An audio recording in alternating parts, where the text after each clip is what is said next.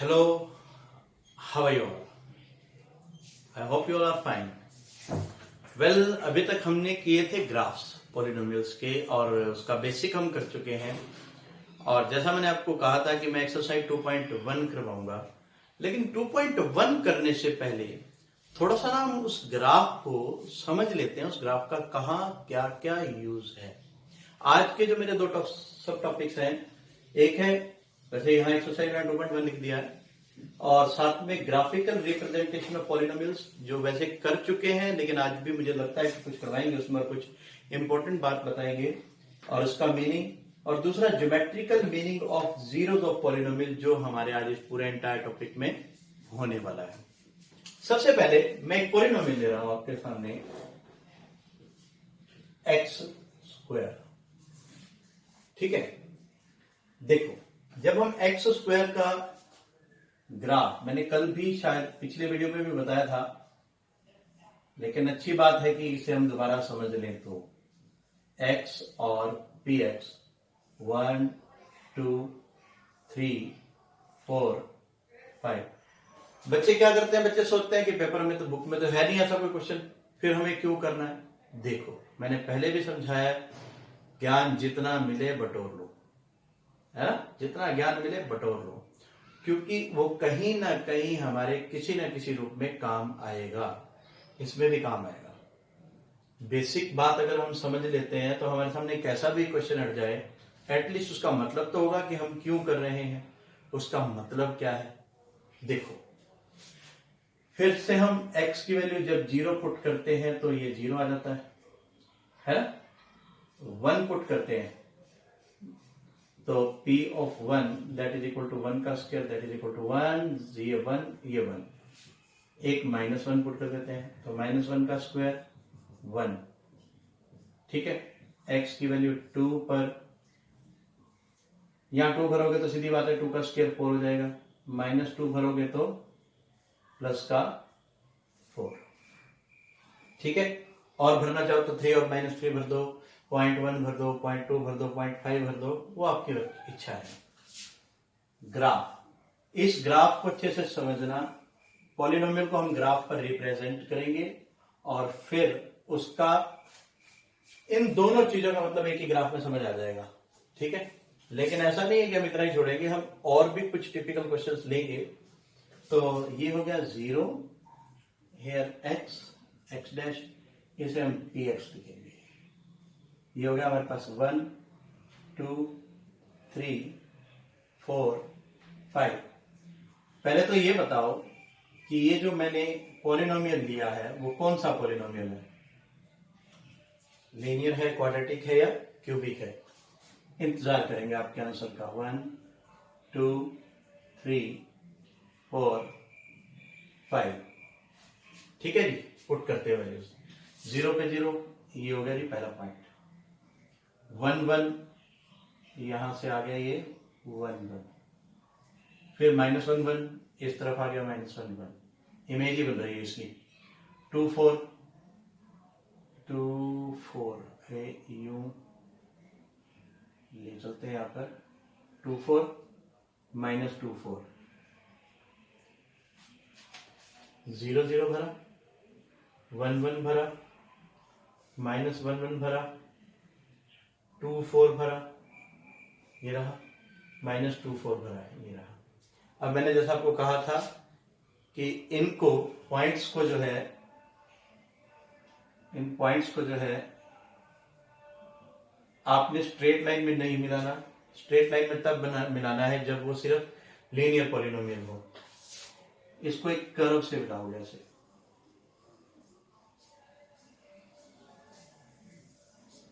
बन गया graph, P F X is equal to X square.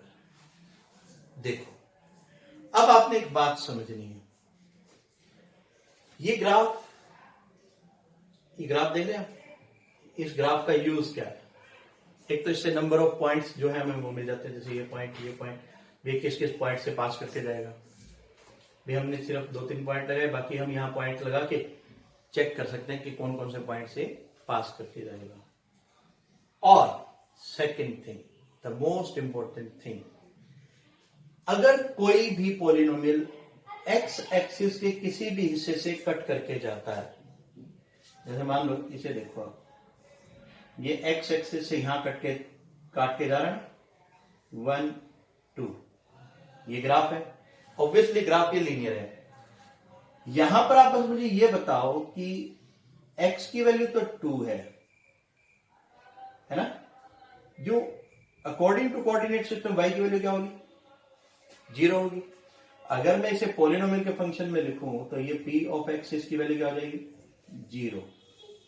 p of x 0 हो जाएगा, यानी कि x की वैल्यू 2 पर p ऑफ x की वैल्यू कितनी हो गई, 0 हो गई। बात समझ आई? मतलब x की वैल्यू जब हमने 2 पुट की तो यहां पर ये इस लाइन में p ऑफ x क्या आ गया, 0 आ गया। इसका मतलब हम कह सकते हैं कि x is equal to 2 is 0 of the polynomial, इस पॉलिनोमियल का 0 है, क्योंकि इसकी वैल्यू को 0 कर रहा है। बात क्लियर? ठीक है। अब आप ये देखो कि ये कर्व जो है कहां कहां काट रही है, एक्स एक्सिस पर सिर्फ यहां काट रही है ना, यहां काट रही है, कौन सी जगह पर, 0 पर। यहां पर x की वैल्यू है 0 और p ऑफ x की वैल्यू कितनी है, 0 है।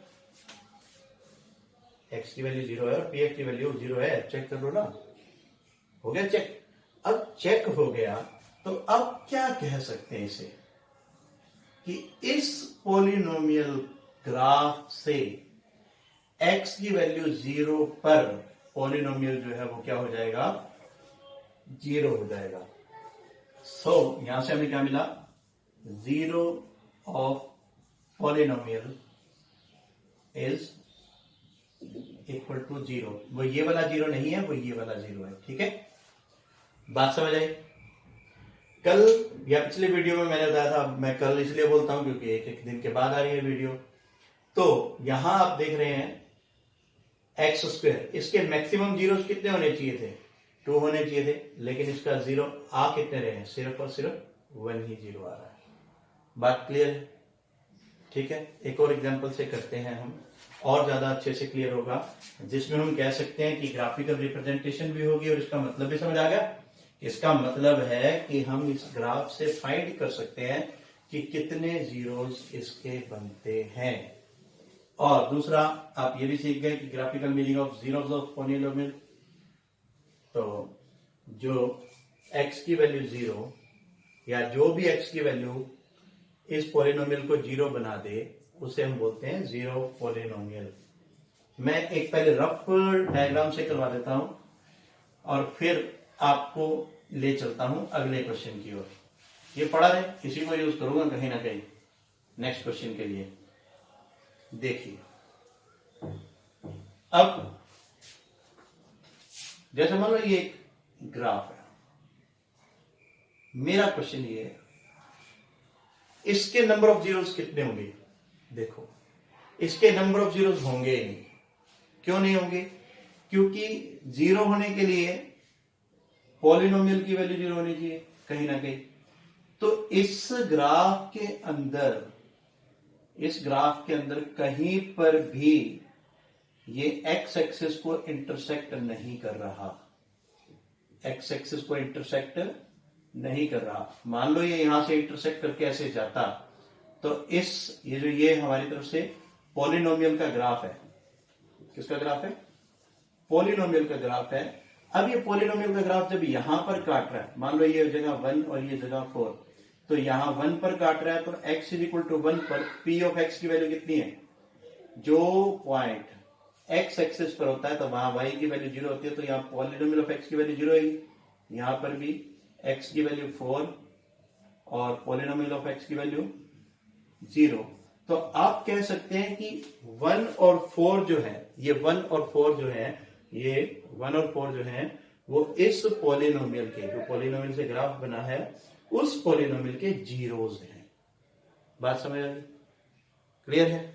चलो अभी क्लियर करते हैं, घबराओ नहीं, हमारे पास तो पिटारा है, सांप नहीं निकलते उससे, पिटारों से सांप निकलते, सांप नहीं निकलते, नॉलेज निकलेगी। तो अब हम करते हैं एक x² - 1 लेते हैं। ठीक है, इसके सोल्यूशन निकालेंगे हम। चलिए, ये ज्यादा बड़ी सॉल्यूशंस की जो टेबल बना दी मैंने, इसमें सॉल्यूशंस भी ज्यादा ही लिखेंगे इस बार। एक्स पी ऑफ एक्स, हाँ जी, एक्स की वैल्यू 1 पुट करने पे क्या आ रहा है 0, 1 का स्क्वायर -1 0 आएगा, -1 पुट करने पे भी 0 आएगा। ये तो मैं पहले ही बता देता हूं। अब आप कहोगे सर टेबल से ही पता लगे इसके 2 जीरो आ गए, कोई बात नहीं, टेबल से पता लगे कोई बहुत अच्छी बात है, पर हमें फिर भी करना है। x की वैल्यू 0 पुट करते हैं तो p ऑफ 0 यानी कि 0 का स्क्वायर -1 दैट इज -1। अब x की वैल्यू हम यहां पुट कर रहे हैं, 2 पुट कर देते हैं तो x की वैल्यू क्या आ जाएगी, p ऑफ x की वैल्यू क्या आ जाएगी, 2 का स्क्वायर -1 4 -1 दैट इज 3। हमने पुट किया 2 तो ये आया 3। x की वैल्यू -2 पुट करते हैं तो क्या आएगा, p ऑफ -2 का square -1 equal to 4 - 3 that is equal to 4 -1।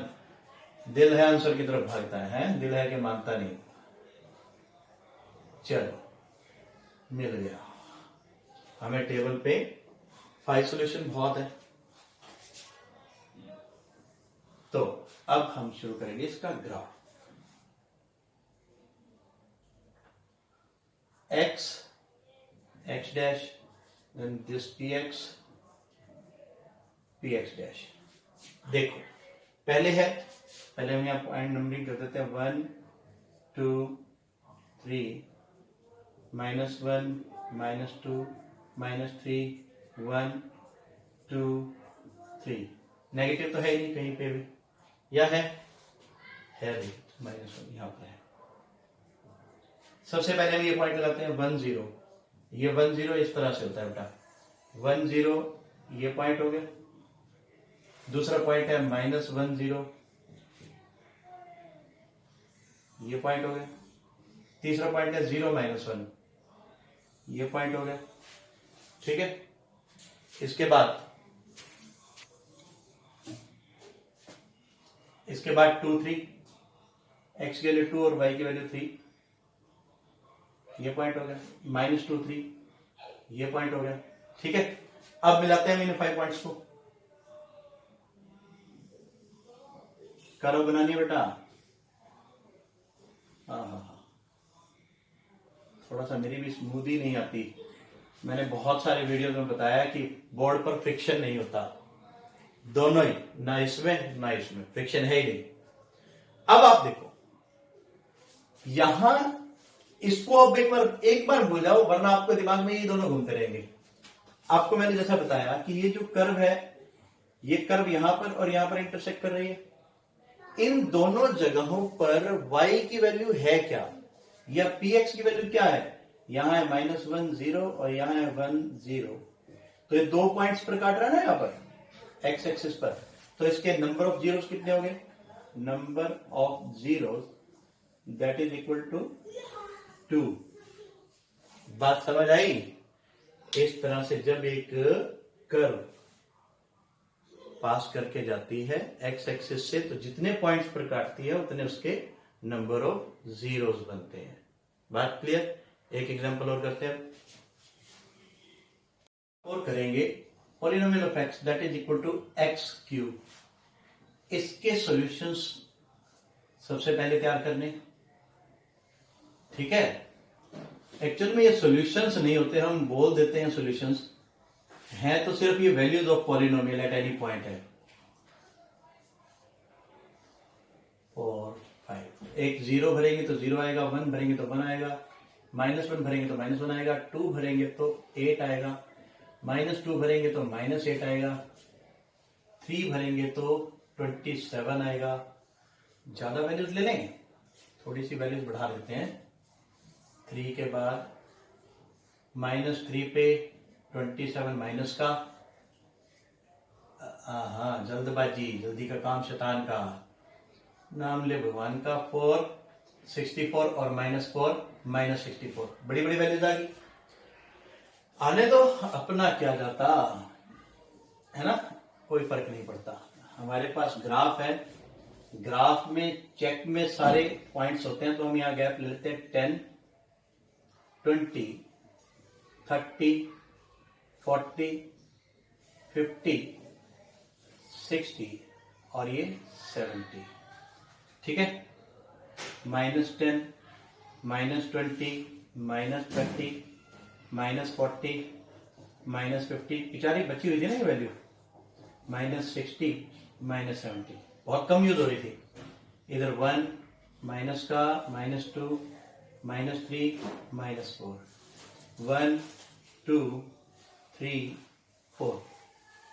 देखो सबसे पहले 0 पे 0, ये पहला पॉइंट होगा हमारा। क्लियर? अब है 1, 1, 1, 1 कुछ यहां होगा, इधर भी 1 और इधर भी 1। फिर है -1, 1, -1 ये रहा x का, y का -1 ये रहा, ये पॉइंट आ गया, दिखाई दे रहा है? तो डार्क कर देते हैं इसको भी और इसको भी। ये है -1, 1, यहां 1, ये 0, 0, ये 1, 1। अगला पॉइंट है 2, 8, 2, 8 मतलब इसकी सीध में ये यहां पर 2, 8। क्लियर दिखाई दे रहा है? -2, 8, -2 और नीचे तक लाएंगे, ये पॉइंट आ जाएगा 10 से थोड़ा सा इधर। फिर 3, 27, 3 से 27 तक ले जाते हैं, ऑलमोस्ट यहां पर, -3 से 27 पर ये पॉइंट आ गया। फिर -4 से 64 ये रहा, ये आ गया -4, -64, ये -3, -27, इधर 327 और फिर 464, ये पॉइंट आ गया। ठीक है जी। अब आप क्या करें, यहां से कर्व शुरू करें ऐसे,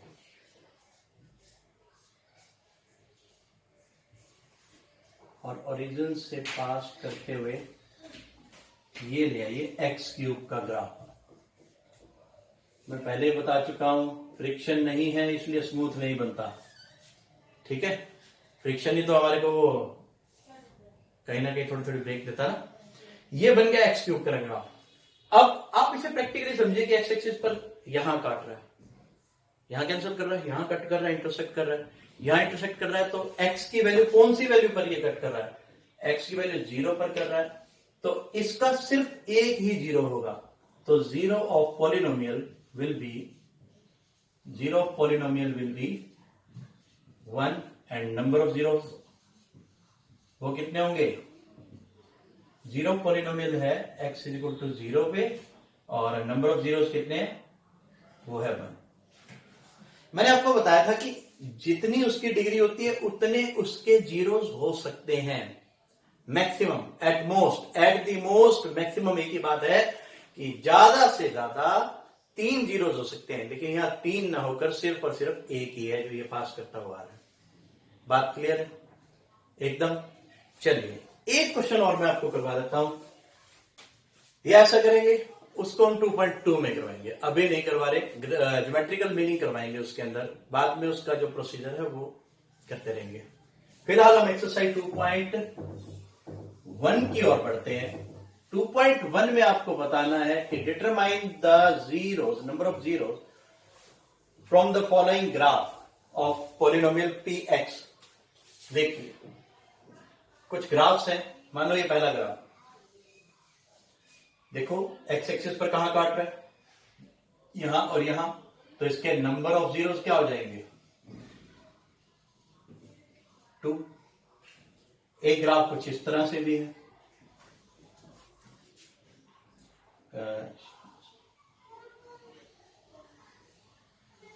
अब कितने पॉइंट पर काट रहा है? एक यहां पर और एक यहां पर, इसके भी नंबर ऑफ जीरोस कितने हो जाएंगे? इसके भी 2 हो जाएंगे। अगर ये ग्राफ कुछ इस तरह से होता तो यहां, यहां और यहां नंबर ऑफ जीरोस कितने हो जाएंगे? 3 हो जाएंगे ना। 3 पॉइंट पर इंटरसेक्ट कर रहा है, क्यों होंगे वो मैं आपको बता चुका हूं। यानी कि ज्योमेट्रिकल मीनिंग ऑफ जीरोस भी पता लगा, ये ज्योमेट्रिकली हो रहा है। और अलजेब्रा से हमने ग्राफ जो बनाया, उस ग्राफ का मतलब भी आप क्लियर समझ आ गया। एक और कर लेते हैं थोड़ा सा। एक ग्राफ कुछ इस तरह से भी है, ये हमारी यू,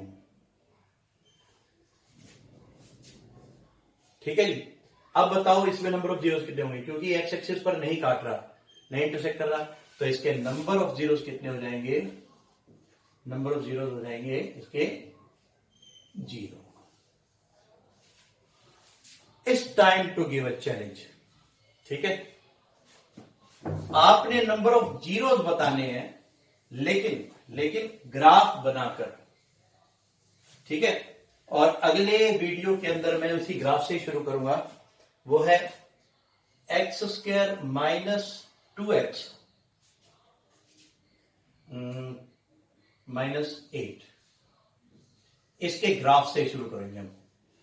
आपने इस क्वेश्चन का ग्राफ बनाना, मुझे तो आप शो नहीं कर सकते, हाँ अगर करना चाहें तो मेरा व्हाट्सएप नंबर नोट कर लीजिए 9467920004, इस पर सेंड करो, मुझे अच्छा लगेगा।